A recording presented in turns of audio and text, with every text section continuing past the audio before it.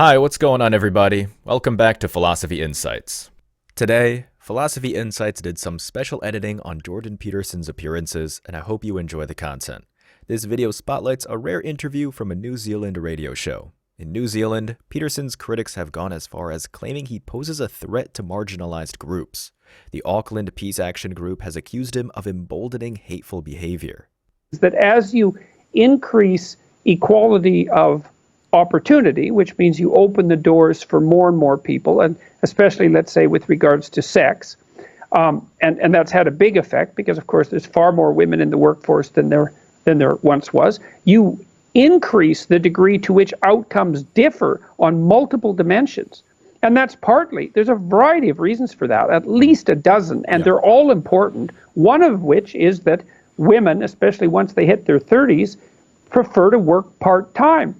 And that's not bad or wrong. And it's certainly not an indication of systemic sexism. So the radical types like to have one explanation.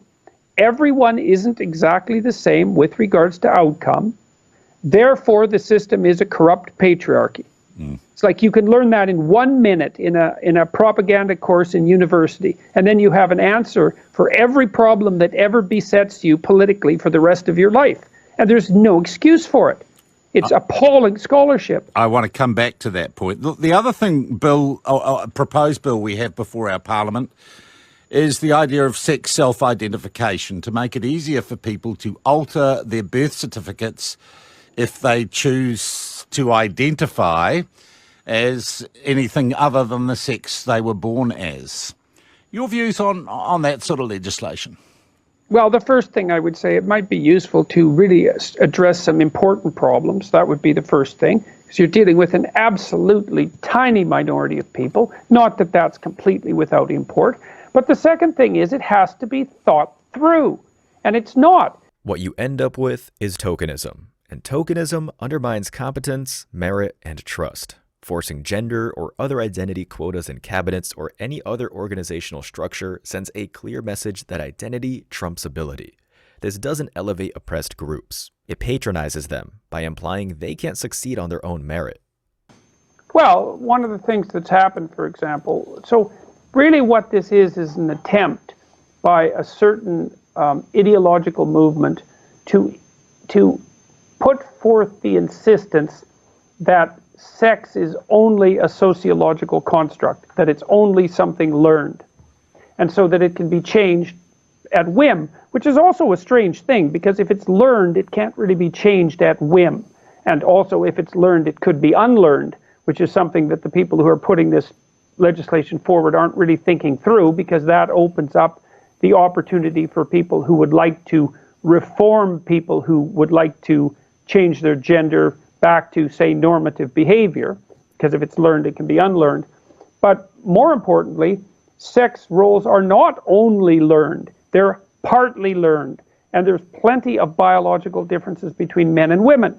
And many of them aren't trivial. Like, men and women are more the same than they are different. But the differences are quite marked at the extremes. And so what we're seeing partly as a consequence of this now is the movement of, say, trans women into female sports. You saw this in Minnesota just the other day, I think it was Minnesota, where a newly transitioned trans woman has been shattering the weightlifting records for women's sport in Minnesota. And indeed, we've had this issue here with a Commonwealth Games competitor who was a former male. Yes, well, it's absolutely insane. You know, I mean, first, the fact that it's allowed to begin with is beyond comprehension. It's a real sign of cultural insanity. And the second is that psychologically it's almost incomprehensible. I can't imagine how you could be a man who transformed himself into a woman in all the ways that that's possible, and then decided to go compete in a high-level sports arena with women who've been training their whole lives to hit the peak of their ability, and then to absolutely bloody demolish them, say, after a year of work, and then to tout that as some sort of victory for the oppressed. It's completely, it's narcissistic beyond comprehension.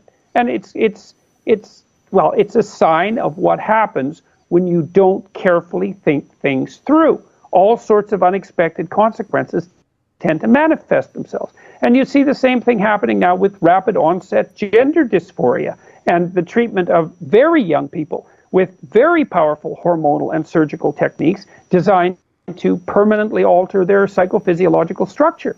And we're going to pay for this in a big way in 15 years when these kids grow up and hit adulthood and start tossing out lawsuits, as they certainly will and should. We're going to look back and wonder just exactly what the hell was wrong with us. So it's driven by this ideology that's been formulated by people like Judith Butler, who absolutely insist, because they have no biological knowledge whatsoever, that all the differences between men and women are socially constructed. And it's just, which is absolutely not true. True, absolutely. In general terms, Jordan, and we have it in this country and indeed everywhere, we look at the millennial generation. They get a bit of stick here. They're called snowflakes. They seem to get outraged not only on their own behalf, but on behalf of others at the drop of a hat. And they use social media, as elsewhere in the world, to call out the things they find offensive or that hurt their feelings. Do you think there is a collective generational psychosis occurring because of social media?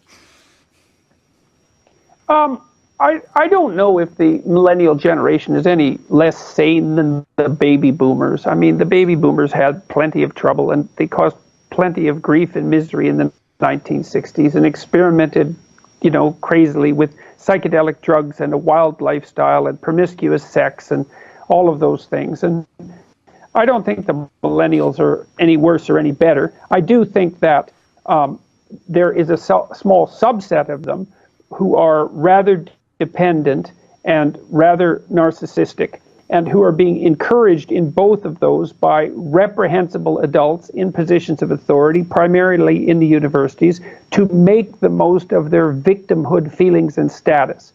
And I do think that the social media platforms also allow for disproportionate social effect of people who have extreme views. That also in combination with the increasing death of the standard collective media, which is increasingly desperate for attention, and so spends more and more attention paying to people who spends more and more time paying attention to people who have extreme views on the right and the left. No, you might be the exception that proves that rule, Jordan, to be honest. It's possible. It's possible. But I mean, I've certainly been represented as an extreme figure.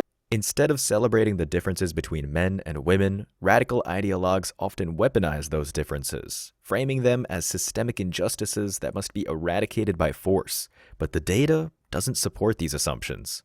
Jordan, it also seems to me, as much as I see all the hatred against you and the controversy around you online, geez, there's a lot of love there and there's a lot of positivity, and you seem to be engaging and smiling, and with young people, there's some good stuff happening here, isn't there? Oh yeah, way more than that. Like the vitriolic aspect of it is only a sporadic bother to me. Usually in the aftermath of a particularly difficult interview with a journalist. But the tour, I mean, I've been to about 140 cities now around the world, and the average audience size is, it's varied between 2,500 and 8,000. With, I would say, an average of about 2,500 to 3,000. And the events are unbelievably positive. So most of the time I'm surrounded by nothing but positive responses. And let us know in the comments below. And if you enjoyed this exploration, please like, share, and subscribe for more thoughtful discussions.